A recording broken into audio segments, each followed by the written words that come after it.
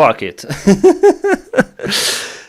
That's my comment as a Ukrainian. Bullshit. Historic Let's go ABC back. News presidential debate tonight. We're going to continue here, and I want to turn to the war in Ukraine. We're now 2.5 years into this conflict. Mr. President, it has been the position of the Biden administration that we must defend Ukraine from Russia, from Vladimir Putin, to defend their sovereignty, their democracy, that it's in America's best interest to do so, arguing that if Putin wins, he may be emboldened to move even further into other countries. You have said you would solve this war in 24 hours. You said so just before the break tonight. How exactly would you do that? And I want to ask you a very simple question tonight. Do you want Ukraine to win this war? I want the war to stop. I want to save lives that are being uselessly, people being killed by the millions. It's the millions. It's so much worse than the numbers that you're getting, which are fake numbers. Look, we're in for 250 billion or more because they don't ask Europe, which is a much bigger beneficiary to getting this thing done than we are. They're in for $150 billion less because Biden and you don't have the courage to ask Europe like I did with NATO. They paid billions and billions, hundreds of billions of dollars when I said, either you pay up or we're not going to protect you anymore. So that's maybe one of the reasons they don't like me as much as they like weak people. But you take a look at what's happening. We're in for 250 to 275 billion. They're into 100 to 150. They should be forced to equalize. With that being said, I want to get the war settled. I know Zelensky very well, and I know Putin very well. I have a good relationship, and they respect your president, okay? They respect me. They don't respect Biden. How would you respect him? Why? For what reason? He hasn't even made a phone call in 2 years to Putin, hasn't spoken to anybody. They don't even try and get it. That is a war that's dying to be settled. I will get it settled before I even become president. If I win, when I'm president-elect, and what I'll do is I'll speak to one, I'll speak to the other, I'll get them together. That war would have never happened. And in fact, when I saw Putin after I left, unfortunately left because our country has gone to hell. But after I left, when I saw him building up soldiers, he did it after I left. I said, oh, he must be negotiating. It must be a good, strong point of negotiation. Well, it wasn't, because Biden had no idea how to talk to him. He had no idea how to stop it. And now you have millions of people dead, and it's only getting worse, and it could lead to World War III. Don't kid yourself, David. We're playing with World War III, and we have a president that we don't even know if he's... Where is our president? We don't even know if he's a president. And just to clarify they threw him out of a campaign like a dog. We don't even know. Is he our president? But we have a president, Mr. President, that doesn't know he's alive. Your time is up. Just to clarify in the question, do you believe it's in the U.S. best interest for Ukraine to win this war, yes or no? I think it's the U.S. best interest to get this war finished and just get it done. All right. Negotiate a deal, because we have to stop all of these human lives from being destroyed. I want to take the... Fuck it. The same old story as in all debates, so I'm gonna negotiate with Zelensky and Putin. I'm a respected guy, blah, blah, blah. Bullshit. That's my comment as a Ukrainian. Bullshit. This to Vice President Harris. I want to get your thoughts on support for Ukraine in this moment, but also as Commander-in-Chief, if elected, how would you deal with Vladimir Putin, and would it be any different from what we're seeing from President Biden? Well, first of all, it's important to remind the former president you're not running against Joe Biden, you're running against me. I believe the reason that Donald Trump says that this war would be over within 24 hours is because he would just give it up. And that's not who we are as Americans. Let's understand what happened here. I actually met with Zelensky a few days before Russia invaded, tried through force to change territorial boundaries, to defy one of the most important international rules and norms, which is the importance of sovereignty and territorial integrity. And I met with President Zelensky. I shared with him American intelligence about how he could defend himself. Days later, I went to NATO's eastern flank, to Poland and Romania. And through the work that I and others did, we brought 50 countries together to support Ukraine in its righteous defense. And because of our support, because of the air defense, the ammunition, the artillery, the javelins, the Abrams tanks that we have provided, Ukraine stands as an independent and free country. If Donald Trump were president, Putin would be sitting in Kyiv right now. And understand what that would mean, because Putin's agenda is not just about Ukraine. Understand why the European allies and our NATO allies are so thankful that you are no longer president, and that we understand the importance of the greatest military alliance the world has ever known, which is NATO, and what we have done to preserve the ability of Zelensky and the Ukrainians to fight for their independence. Otherwise, Putin would be sitting in Kyiv with his eyes on the rest of Europe, starting with Poland. And why don't you tell the 800,000 Polish Americans right here in Pennsylvania how quickly you would give up for the sake of favor and what you think is a friendship with what is known to be a dictator who would eat you for lunch. Vice President Harris, thank you. We've heard from Wow, both of you wow, on wow! Ukraine tonight. That was really powerful. That was really so. Kamala, yeah, for me, yeah, I would vote for Kamala for sure. After this topic, yeah, no words describing the Trump. Afghanistan came up in the last hour. I wanted her to respond to something you said earlier, and I'll give you a minute here. Putin would be sitting in Moscow, and he wouldn't have lost 300,000 men and women, but he would have been sitting in Moscow. Quiet, please. He would have been sitting in Moscow, much happier than he is right now. But eventually, you know, he's got a thing that other people don't have. He's got nuclear weapons. They don't ever talk about that. He's got nuclear weapons. Nobody ever thinks about that. And eventually, maybe he'll use them, and maybe he hasn't been that threatening. But he does have that, something we don't even like to talk about. Nobody likes to talk about it. But just so you understand, they sent her to negotiate peace before this war started. 3 days later, he went in and he started the war because everything they said was weak and stupid. They said the wrong things. That war should She wasn't there for negotiating the peace. No. have never started. She was the emissary. They sent her in to negotiate with Zelensky and Putin, and she did. It's not truth. Yeah, it's total lies. And the war started 3 days later. And that's the kind of talent we have with her. She's worse than Biden. In my opinion, I think he's the worst president in the history of our country. She goes down as the worst vice president in the history of our country. But let me tell you something. She is a horrible negotiator. They sent her in to negotiate. As soon as they left, Putin did the invasion. President Trump, thank you. You did bring up something. You said she went to negotiate with Vladimir Putin. Vice President Harris, have you ever met Vladimir Putin? Can you clarify tonight? Yet again, I said it at the beginning of this debate, you're going to hear a bunch of lies coming from this fellow. And that is another one. When I went to meet with President Zelensky, I've now met with him over 5 times. The reality is it has been about standing as America always should, as a leader upholding international rules and norms, as a leader who shows strength, understanding that the alliances we have around the world are dependent on our ability to look out for our friends and not favor our enemies because you adore strongmen instead of caring about democracy. And that is very much what is at stake here. The President of the United States is commander-in-chief. And the American people have a right to rely on a president who understands the significance of America's role and responsibility in terms of ensuring that there is stability and ensuring we stand up for our principles and not sell them for the benefit of personal flattery. We've talked about Ukraine and Vladimir Putin. I do want to talk about Afghanistan. It came up in the first hour of this debate.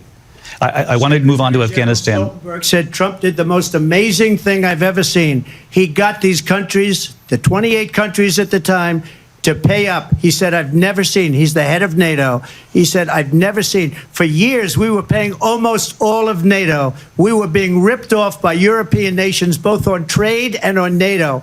I got them to pay up by saying one of the statements you made before, if you don't pay, we're not going to protect you. President Otherwise, Trump. we would have never gotten it. He said it was one of the most incredible jobs that he's ever seen done. Thank you. I want to turn to Afghanistan. It came up in the first hour of the debate, and we witnessed a poignant moment today on Capitol Hill, honoring the soldiers who died in the chaotic withdrawal from Afghanistan. I do want to ask the Vice President, do you believe you bear any responsibility in the way that withdrawal played out? Well, I will tell you, I agreed with President Biden's decision. to pull out of Afghanistan. 4 presidents said they would, and Joe Biden did. And as a result, America's taxpayers are not paying the $300 million a day we were paying for that endless war.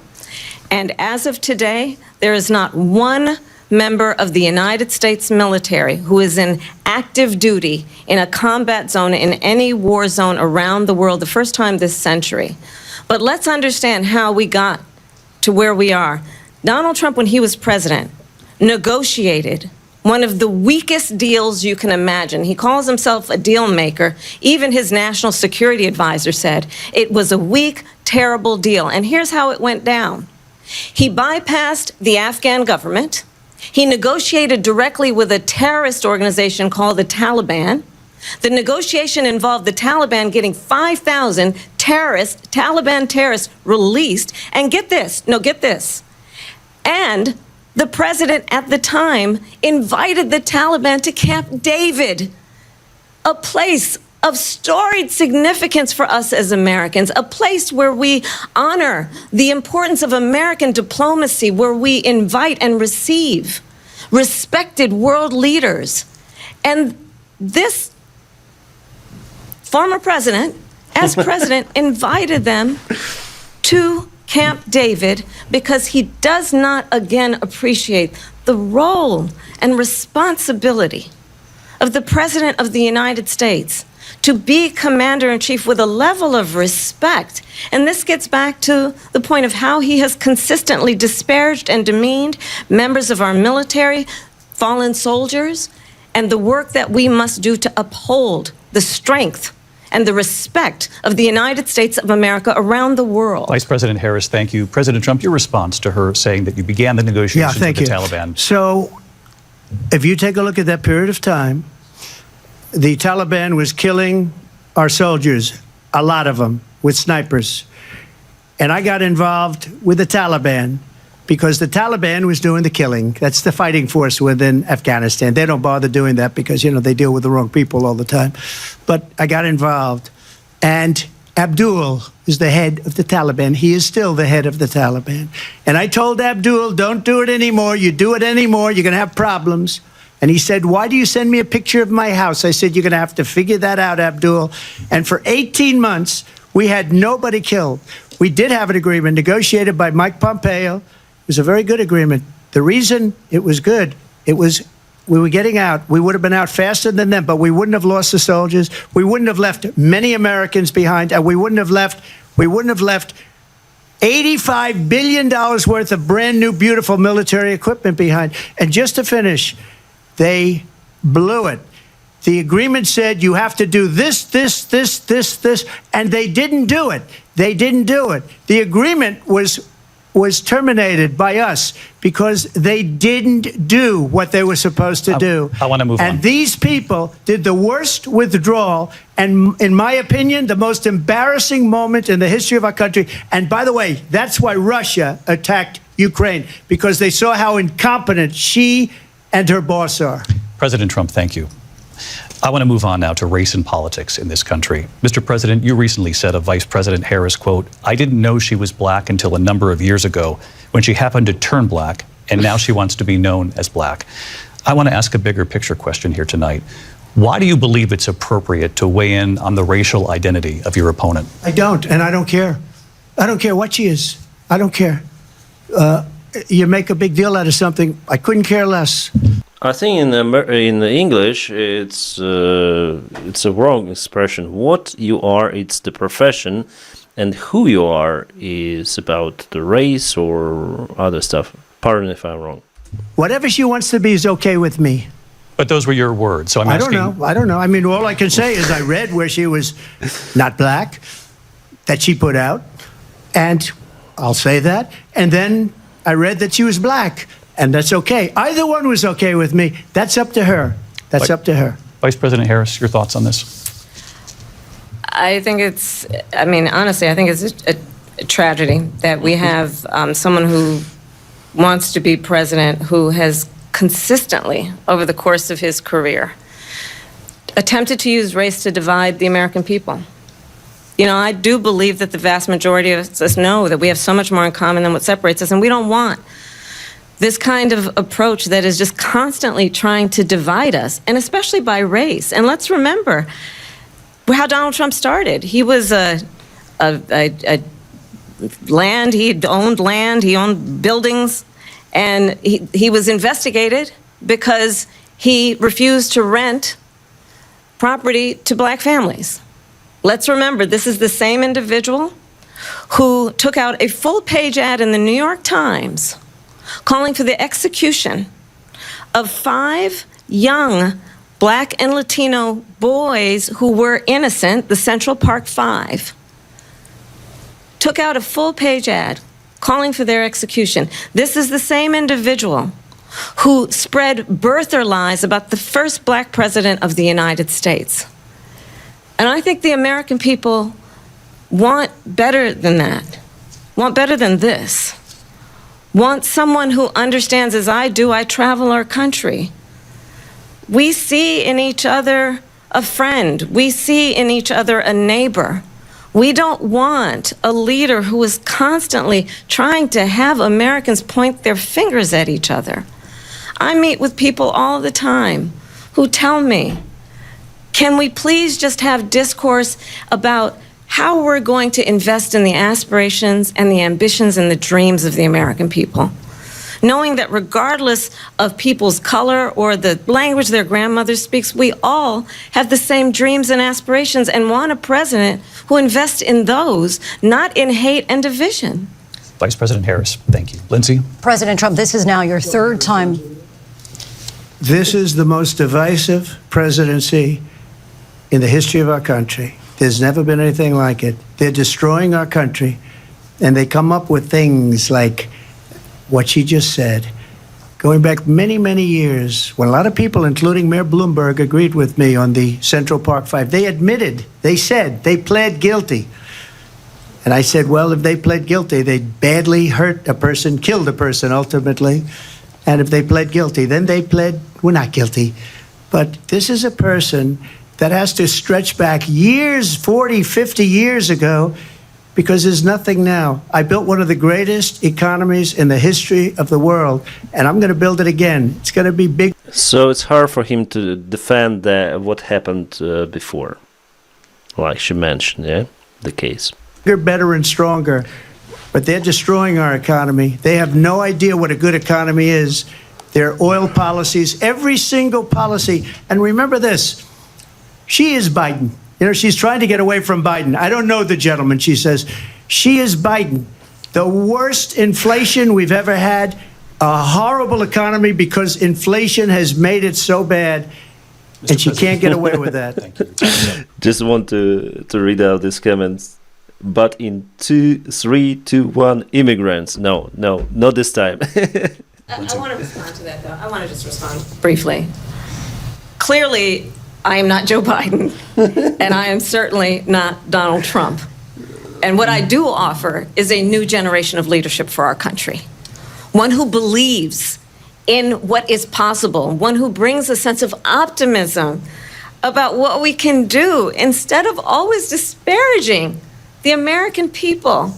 I believe in what we can do to strengthen our small businesses, which is why I have a plan. Let's talk about our plans and let's compare the plans. I have a plan to give startup businesses $50,000 tax deduction to pursue their ambitions, their innovation, their ideas, their hard work. I have a plan, $6,000 for young families for the first year of your child's life to help you in that most critical stage of your child's development. I have a plan that is about allowing people to be able to pursue what has been fleeting in terms of the American dream by offering a help with down payment of $25,000 down payment assistance for first-time home buyers. That's the kind of conversation, I believe, David, that people really want tonight, as opposed to a conversation that is constantly about belittling and name-calling. Let's turn the page Vice President and move Harris, forward. thank you. Let's turn to policy. President Let's turn Trump, back we to have policy. to move on. President Trump. Let's turn to policy, She has please. a plan to defund the police, She has a plan to confiscate everybody's gun. President Trump, she what has do a you have plan on to not allow declarations? fracking in Pennsylvania And turn everyone gay. or anywhere else. Okay. That's Thank you, what her Mr. plan is until just recently. I just need Lindsey, to go ahead. respond No, because Trump- no, the President former Trump- president has No, said I'm something sorry. twice that I need to respond No, to. I'm sorry. We're I just going need to move on, respond Vice one President time Harris. to what he President has said Trump, this is multiple now times. your Yes. third time running for president. You have long vowed to repeal and replace the Affordable Care Act, also known as Obamacare. You have failed to accomplish that. You now say you're going to keep Obamacare, quote, unless we can do something much better. Last month, you said, quote, we're working on it. So tonight, 9 years after you first started running, do you have a plan, and can you tell us what it is? Obamacare was lousy health care, always was. It's not very good today. And what I said, that if we come up with something, and we are working on things, we're going to do it and we're going to replace it. But remember this, I inherited Obamacare because Democrats wouldn't change it. They wouldn't vote for it. They were unanimous. They wouldn't vote to change it. If they would have done that, we would have had a much better plan than Obamacare. But the Democrats came up. They wouldn't vote for it. I had a choice to make when I was president. Do I save it and make it as good as it can be, never going to be great, or do I let it rot? And I felt I had an obligation, even though politically it would have been good to just let it rot and let it go away. I decided, and I told my people, the top people, and they're very good people. I have a lot of good people in that administration. We read about the bad ones. We had some real bad ones, too, and so do they. They have really bad ones. The difference is they don't get rid of them. But let me just explain. I had a choice to make. Do I save it and make it as good as it can be, or do I let it rot? And I saved it. I did the right thing. But it's still never going to be great, and it's too expensive for people. And what we will do is we're looking at different plans. If we can come up with a plan that's going to cost our people, our population, less money and be better health care than Obamacare, then I would absolutely do it. But until then, I'd run it as good as it can be run. So just a yes or no, you still do not have a plan? I have concepts of a plan. I'm not president right now. But if we come up with something, I would only change it if we come up with something that's better and less expensive. And there are concepts You should have planned before running for the president, I think. and options we have to do that. And you'll be hearing about it in the not too distant future. Vice President Harris, in 2017, you supported Bernie Sanders' proposal to do away with private insurance and create a government-run healthcare system. 2 years later, you proposed a plan that included a private insurance option. What is your plan today? Well, first of all, I absolutely support, and over the last 4 years as vice president, private health care options. But what we need to do is maintain and grow the Affordable Care Act. But I'll get to that, Lindsay. I just need to respond to a previous point that the former president has made. I've made very clear my position on fracking. And then this business about taking everyone's guns away. Tim Walz and I are both gun owners. We're not taking anybody's guns away. So stop with the continuous lying about this stuff. As it relates to the Affordable Care Act, understand, just look at the history to know where people stand.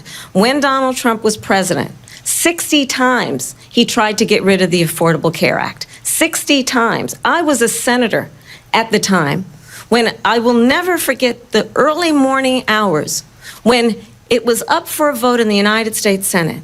And the late, great John McCain, who you have disparaged as being, you don't like him, you said, at the time because he got caught. He was an American hero. The late, great John McCain, I will never forget that. I also like John McCain. He's a nice guy, and he is also a pilot. At night, walked onto the Senate floor and said, no, you don't. No, you don't. No, you don't get rid of the Affordable Care Act. You have no plan. And what the Affordable Care Act has done is eliminate the ability of insurance companies to deny people with pre-existing conditions. I don't have to tell the people watching tonight, you remember what that was like? Remember when an insurance company could deny if a child had asthma, if someone was a breast cancer survivor, if a grandparent had diabetes? And thankfully, as I've been vice president, and we over the last 4 years have strengthened the Affordable Care Act, we have allowed for the first time Medicare to negotiate drug prices on behalf of you, the American people. Donald Trump said he was going to allow Medicare to negotiate drug prices. He never did. We did. And now we have capped the cost of insulin at $35 a month. Since I've been vice president, we have capped the cost of prescription medication for seniors at $2,000 a year. And when I am president, we will do that for all people, understanding that the value I bring to this is that access to health care should be a right and not just a privilege of those who can afford it. And the plan has to be to strengthen the Affordable Care Act, not get rid of it. Vice Past is President prologue Harris, thank in terms you. of where Donald Trump stands on that. I want to move to an issue that's important for a She lot made of a mistake. Number one, John McCain fought Obamacare for 10 years. But it wasn't only him. It were all of the Democrats that kept it going. And you know what? We can do much better than Obamacare, much less money. But she won't improve private insurance for people, private medical insurance. That's another thing she doesn't want to get. President People Trump- are paying privately for insurance. No, it's wrong. She says she supports the private insurance, and how can you ban it? It's impossible. That have worked hard and made money, and they want to have private. She wants everybody to be on government insurance where you wait 6 months for an operation. No. He's lying, like, in front of everyone. That you need immediately. President Trump, thank you. We have another issue that we'd like to get to that's important for a number of Americans, in particular younger voters, and that's climate change. President Trump, with regard to the environment, you say that we have to have clean air and clean water. Vice President Harris, you call climate change an existential threat. The question to you both tonight is, what would you do to fight climate change? And Vice President Harris, we'll start with you. 1 minute for you each. Well, the former president had said the climate change is a hoax. And what we know is that it is very real. You ask anyone who lives in a state who has experienced these extreme weather occurrences, who now is either being denied home insurance or it's being jacked up. You ask anybody who has been the victim of what that means in terms of losing their home, having nowhere to go. We know that we can actually deal with this issue. The young people of America care deeply about this issue. And I am proud that as vice president over the last 4 years, we have invested $1 trillion in a clean energy economy, while we have also increased domestic gas production to historic levels. We have created over 800,000 new manufacturing jobs while I have been vice president. We have invested in clean energy to the point that we are opening up factories around the world. Donald Trump said he was going to create manufacturing jobs. He lost manufacturing jobs. And I'm also proud to have the endorsement of the United Auto Workers and Sean Fain, who also know that part of building a clean energy economy includes investing in American-made products, American automobiles. It includes growing what we can do around American manufacturing and opening up auto plants, not closing them like happened under Donald Trump. Vice President Harris, thank you. That didn't happen under Donald Trump. Let me just tell you, they lost 10,000 manufacturing jobs this last month. It's going, they're all leaving. They're building big auto plants in Mexico, in many cases owned by China. They're building these massive plants, and they think they're going to sell their cars into the United States because of these people. What they have given to China is unbelievable. But we're not going to let that. We'll put tariffs on those cars so they can't come into our country, because they will kill the United Auto Workers and any auto worker, whether it's in Detroit or South Carolina or any other place. What they've done to business and manufacturing in this country is horrible. We have nothing because they refuse. You know, Biden doesn't go after people because supposedly China paid him millions of dollars. He's afraid to do it. Between him and his son, they get all this money from Ukraine. They get all this money from all of these different countries. And then you wonder, why is he so loyal to this one, that one, Ukraine, China? Why is he? Why did he get $3.5 million from the mayor of Moscow's wife? Why did she pay him $3.5 million? This is a crooked administration, and they're selling our country down the tubes. President Trump, thank you. Thank you. We'll be right back with closing statements from both of our candidates. An historic night, this ABC News presidential debate from Philadelphia. Back in a moment. Is it a break or... Oh, okay, they stay at the stage, so... Oh, terrible. I have a headache, you know? I was kind of... I was okay, like, before debates, but now I have a headache. Listening to all of this stuff, it's hard. really hard. I don't know how guys you watch this stuff, but it's really, yeah. The mayor of Moscow wife. Yeah, it's the first time I heard like this. I need to Google, what happened there. Mayor of Moscow's wife. No, it's Moscow's mayor wife. So guys, I'll just read out your last comments you have. Well, if that's true, at least he's getting something. Trump just getting banned over by dictators for free, yeah. Okay, so you're so funny. I know your humor is the best out there. It's more like South Park episode to me than a real debate. It's like 5 a.m. for you. Yeah, it's almost 5 a.m. Trump doing okay? I don't think so. Like, he is not losing debate completely compared to what Joe Biden did before, but he's not looking good, I would say. During the break, I'm going to eat a dog. Guys! Oh, fuck. You're the best. You're the best. I live in Canada and I do vote for Trump. All right.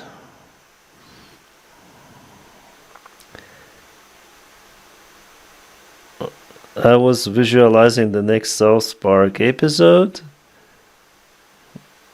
Must live in Springfield. I on the spectrum. Oh, guys, you're the best.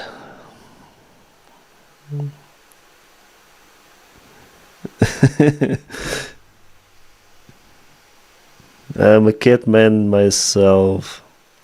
Biden and me have a thing in common. We were both thrown like a dog. Trump is something else. Trump hasn't explained one piece of policy in any decent detail. Yeah, he's like avoiding the questions almost every time, and his favorite response, like, I'm the guy, I did everything correct, I did everything wrong, and he's not telling why. Like, those are just his words, no facts, nothing. From Kamala, at least we heard some of the fact checking, just a little. But still, she's like made. It is understandable that the big group was working with her for the debate to be successful, and really it is pretty much successful for her, especially if we check out the last debates between Biden and Trump. Yeah, of course, Kamala is much better performer, and she attacked Trump many times. She improvises a little, but her speech is very understandable. Like for every English speaker, for me it was really hard to understand what Joe Biden was saying. Like in his debates, here Kamala, every word, every sentence is so plain, so it goes like, especially when she spoke about Ukraine. So I don't like Donald Trump after those debates, because he praised Orban, like Orban is an open Putin's puppet. So when they spoke about Ukraine, I saw more inspiration, obviously, from Kamala, especially then Donald Trump was asked the question, is it in the United States' interest the victory of Ukraine is the United States' interest? He said no, like something. He didn't answer. So Trump is no-go for me personally. And Lindsay Davis. Welcome back tonight. The time has come for closing statements. And Vice President Harris, we begin with you. So I think you've heard tonight two very different visions for our country. Yeah. One that is focused on the future, and the other that is focused on the past, and an attempt to take us backward. But we're not going back. And I do believe that the American people know we all have so much more in common than what separates us. And we can chart a new way forward.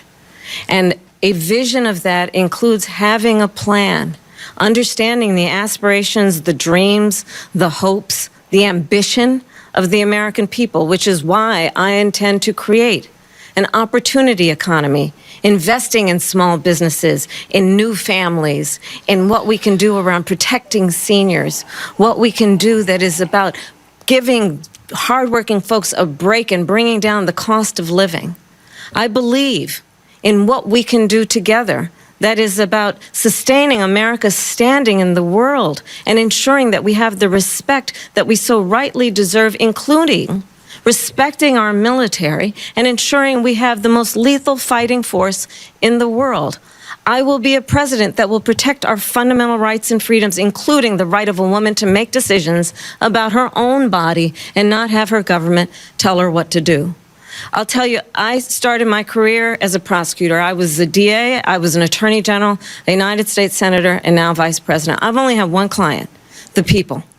And I'll tell you, as a prosecutor, I never asked a victim or a witness, are you a Republican or a Democrat? The only thing I ever asked them, are you okay? And that's the kind of president we need right now. Someone who cares about you and is not putting themselves first.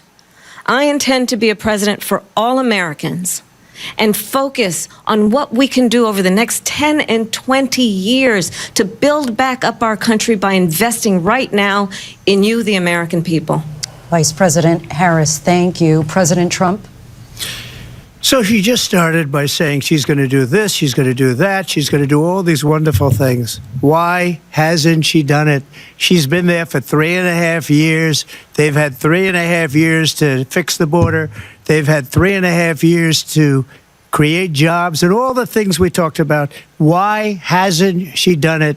She should leave right now, go down to that beautiful White House, go to the Capitol, get everyone together and do the things you want to do, but you haven't done it and you won't do it because you believe in things that the American people don't believe in. You believe in things like we're not going to frack. We're not going to take fossil fuel. We're not going to do things that are going to make this country strong, whether you like it or not.